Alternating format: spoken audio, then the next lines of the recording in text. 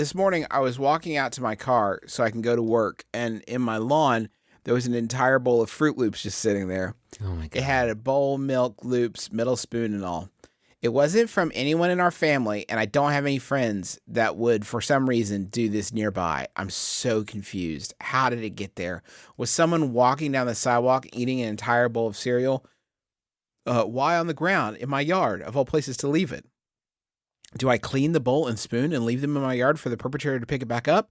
I'm so confused. Please help. That's from Lily in New York. Man.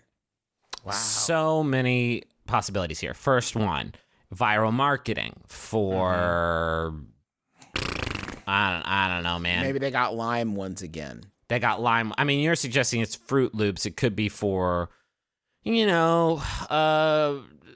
Hacksaw Ridge now on Blu-ray because the guy ate Froot Loops in that one. I haven't seen it, but that's just an example. Maybe it's an It thing. The kids love Froot Loops before they're hurt by the clown. Another possibility. Another option, and this is probably the more likely one, is it's a Cloudy with a Chance of Meatballs or Kazam-style food miracle. Fell down from the sky, and it was a very limited scope, or perhaps Very specific, Griffin. very specific, or perhaps the food miracle struck downtown, and there was a crosswind, and this one bowl of Fruity Loops did make it all the way down the street. And now that I've said that, I'm pretty sure that's exactly what we're dealing with here. It's sort of just it got picked up in a westerly and ended up in your lawn. I would like to posit one other possibility, Griffin. Better than a child made a shack wish and then a stiff wind caught it? Absolutely not. But another possibility. And then we'll get back to shack wish. Momentum pinned. Yeah. Do you ever set your keys down and then you did it without thinking and then you can't remember where you put your keys? Maybe, question asker, did this themselves. You mementoed a bowl of looped cereal into your yard and didn't think about it. You were eating the cereal, you said, I left my work papers inside. And you thoughtlessly sat your cereal down in the middle of your lawn, went back inside, grabbed the papers, came back out, and you're like, who put this cereal here? But it was you. It was you did who put it. the cereal there.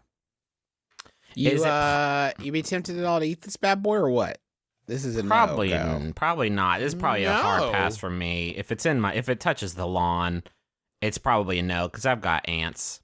Ooh, the biggest clue that you didn't include was the cereal still in a crunchy form. Right. Or had it been sitting there long enough to absorb all of the liquid? One time I dropped Henry off at daycare in the morning. I came inside and I saw a plastic lid of a fountain drink cup sitting in my driveway. And I thought I'll get you on the flip, my dude. You're going to stay right there. And when I go to get Henry this afternoon, I'm going to get you. And when I came back, the lid wasn't there. And it was, in fact, on top of an anthill in my yard, probably about 15 feet away. And some ambitious ants came, put a little moonroof on their situation. And I respect the hustle is what I did. And I think that this might have been the biggest fucking haul ever for these big, powerful, and hungry ants. Can you imagine being an ant and it's oh, dunk, somebody left a full bowl of Froot Loops up on their front porch. Let's get that shit and then get it back to the hive queen or however ants work. Nobody's quite sure. And have a bowl of Froot Loops as an ant colony? That's awesome. I love thinking about that. There's no way that that's not what happened. It's definitely ants. It's definitely ants. 100% ants. Or I'm sorry, aunts. Unless you live next to maybe a lazy or cash-strapped big game hunter that really wants to kill a toucan.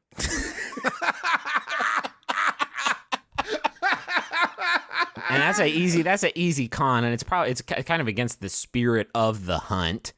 Mm-hmm. And you just hear a follow from outside. You hear follow your nose. And it's oh shit, get him, go now, quick! The trap is sprung. Got you, Daniel. Look around at other yards in the neighborhood, and if you see a bowl of Frosted Flakes, I don't know, maybe some Honey Crisp. I think there was a bear associated with that one. So Griffin, in this fantasy scenario, the reason that it's in the neighbor's yard is that they didn't want to kill an endangered bird on their own land? Is that the idea? Yes. Maybe cook up a cockamamie story that they were like defending their neighborhood or something? The toucan is a vicious beast. It'll use that big, powerful beak, take your neck right off, bite your whole neck off. And so you'll be left without a neck. And how are you going to live without your neck? Yeah, You can't turn your head. It's real hard. And so you do it in your own yard, and it's obviously entrapment. You do it in a neighbor's yard, it's a Good Samaritan. Yeah, I was protecting him from a Toucan Daniel, but really you just wanted that Toucan Daniel to hang up on your wall. And I will say one thing. That's one. You know his name is Toucan Sam, right? Is it Toucan Sam? It's not Toucan Dan? Oh, Toucan Dan was the dumb Monster Factory thing me and Justin made. Damn, dude. My own IP has become so fucking rich. I can't even keep track of it. Damn. Damn, Daniel. Damn, Daniel. Do you guys remember Damn Daniel? We leave out seeds for birds. We leave out big blocks of salt for deer. Why are we leaving anything out for stoned college kids who are just wandering around? I think it's nice that you want some hey, honey, I love being out here on the terrace. Wouldn't it be nice though if we could watch some fucking college kids just wander around and listen to Rusty Root and eat Fruit Loops out here? I want to put out some Fruit Loops and see if we can't get some, because I think that would really complete the vista. Wouldn't it be great if we could look out the window and see a gaggle of Shaggies just eating all of the Fruit Loops we've left? A murder of Shaggies swing by and just like nest in the tree where we've hung a bunch of fruit roll-ups. Look at them. They're beautiful. Why haven't you migrated, little fella? Oh, well, we built this special stand so that the squirrels can't climb up and get the hot pockets we've left. He's so cute. He stinks like shit, but I love him. Do you think Cartoon Shaggy ever tried to get people to call him Mr. Boombastic? Another Shaggy, question. who unmasked this ogre? Wasn't me. It wasn't me. Was there ever an episode where that cartoon man smoked a bunch of weed?